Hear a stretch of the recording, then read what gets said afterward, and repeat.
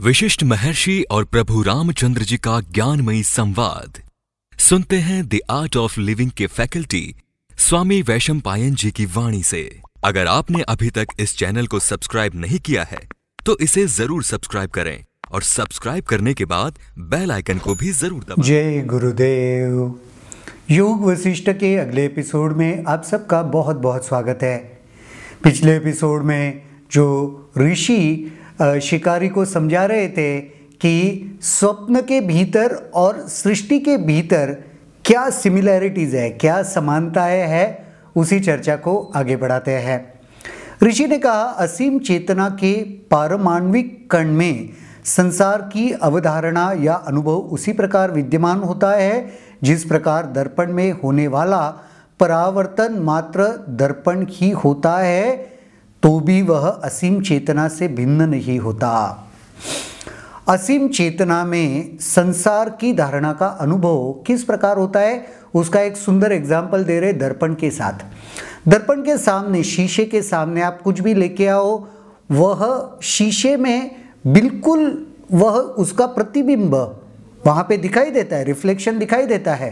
पर दर्पण के अंदर क्या है? दर्पण के अंदर दर्पण ही है ना, तो दर्पण ही वह प्रतिबिंब, वह रिफ्लेक्शन बन जाता है। बिल्कुल उसी प्रकार संसार में भी वही जो कुछ दिखाई दे रहा है चेतना में, तो उसका वह भी चेतना ही है, ये कहने का उद्देश्य। दर्पण बदलता नहीं है, दर्पण में प्रतिबिंब दिखाई दे रहा है तो भीतर तो दर्पण ही है वो। उसी प्रकार चेतना में जो भी कुछ प्रतिबिंब, रिफ्लेक्शन दिखाई दे रहा है, लेकिन वास्तविकता में वह कण तो चेतना का ही है।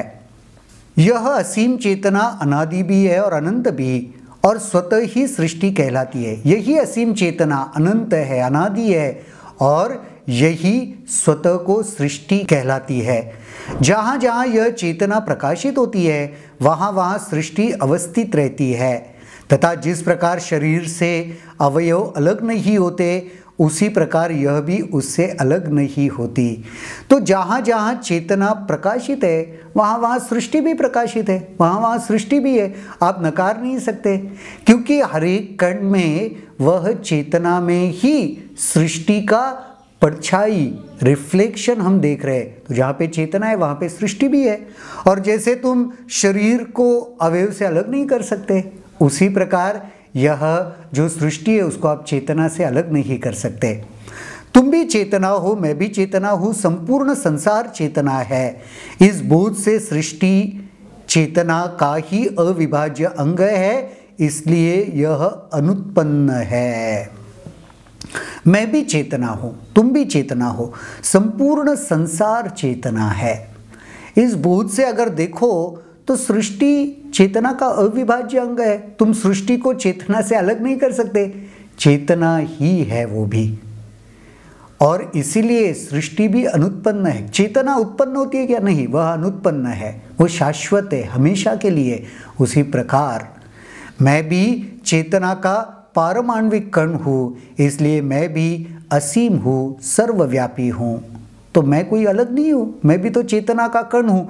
जैसे चेतना सर्वत्र है, सब में चेतना ही है, हर जगह, तो उस प्रकार मैं भी सर्वव्यापी हूँ। जैसे चेतना सर्वव्यापी है, सर्वत्र है। मैं जहाँ भी हूँ मैं वहाँ स्वतः सब कुछ देखता हूँ। मैं चेतना का कण हूँ, साथ ही सत्य के बोध के फलस्वरूप असीम चेतना से उसी प्रकार एकत्व हूँ जिस प्रकार जल ही जल के समान होता है। जल की दो बूंदें जल ही होती है, जब समझ में आ जाए तो जल ही है। वैसे मैं भले चेतना का एक कण हूँ, लेकिन वो बोध की वजह से मुझे समझ में आ गया है कि मैं वह असीम चेतना हूँ, सर्वव्यापी चेतना हूँ।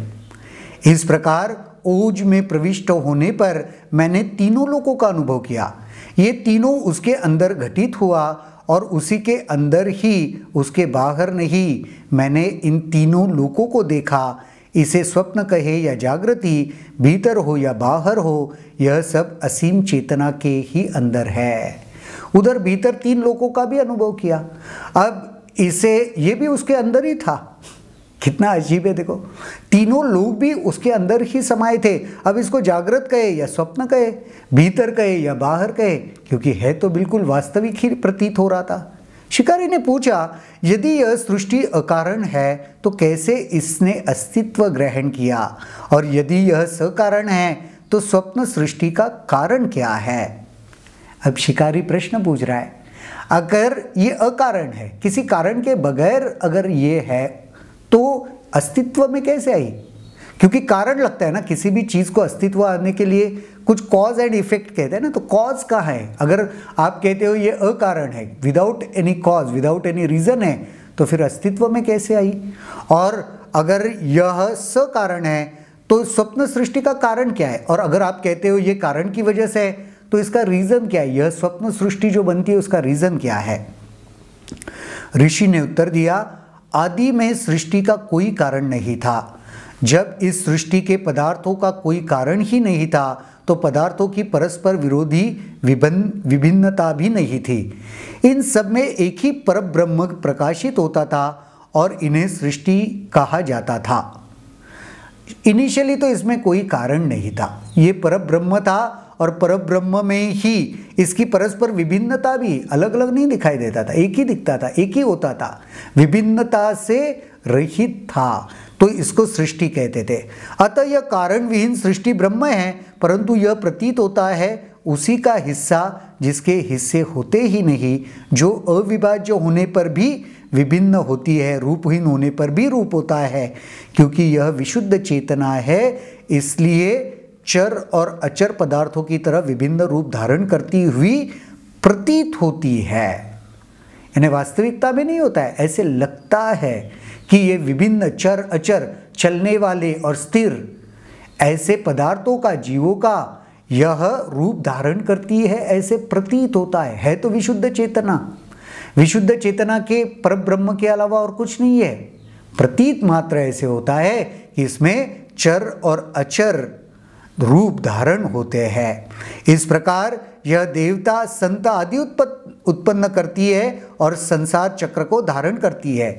इसी प्रकार देवताओं को भी, संतों को भी आदि को उत्पन्न करती है और यह संसार चक्र को धारण करती है।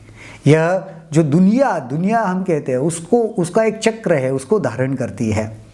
अस्तित्व, अनास्तित्व, स्थूलता, सूक्ष्मता आदि सर्वव्यापी चेतना को किसी प्रकार प्रभावित नहीं करते, तो भी इससे आगे बिना कारण के परिणाम उत्पन्न नहीं होता। संसार चक्र और ब्रह्म एक दूसरे को उसी प्रकार प्रभावित करते हैं जिस प्रकार एक हाथ दूसरे हाथ को रोकता है, यद्यपि दोनों हाथ होते तो एक ही व्यक्ति के हैं।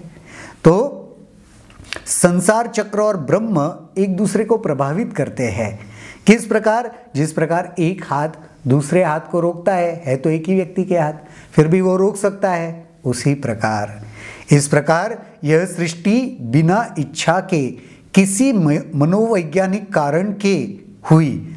संसार चक्र नियति ब्रह्म में अव्यवस्थित है, ब्रह्म नियति के अस्तित्व के बिना नहीं होता। इसी प्रकार यह सृष्टि सकारण है, परंतु इसका संबंध मात्र उससे है जिसकी यह सृष्टि है, और तब तक बनी रहेगी जब तक उससे संबंध रहती है।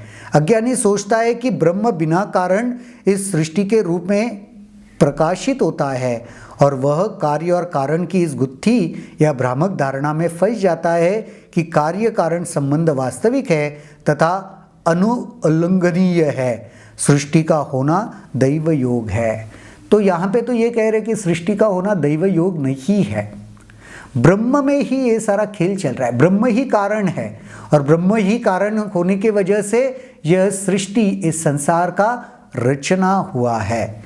अज्ञानी सोचता है ब्रह्म बिना कारण इस सृष्टि के रूप में प्रकट हुआ है। नहीं, ब्रह्म ही कारण है और वही कारण का फल यह सृष्टि है, यह संसार है। तो कारण भी ब्रह्म है, कार्य भी ब्रह्म है, ये यहाँ पर बतलाने की चेष्टा हो रही है। बड़ा दिलचस्प एक गहन तत्व ज्ञान इस एपिसोड में हमको देखने को मिला है। आज के इस एपिसोड में तो यहीं पर रुकते हैं, अगले एपिसोड में देखते हैं और क्या होता है। तब तक के लिए जय गुरुदेव। अगर आपके इस वीडियो को लेकर कुछ सवाल हैं तो कमेंट सेक्शन में जरूर लिखें, जिसके ऊपर हम आने वाले वीडियोस में चर्चा करेंगे।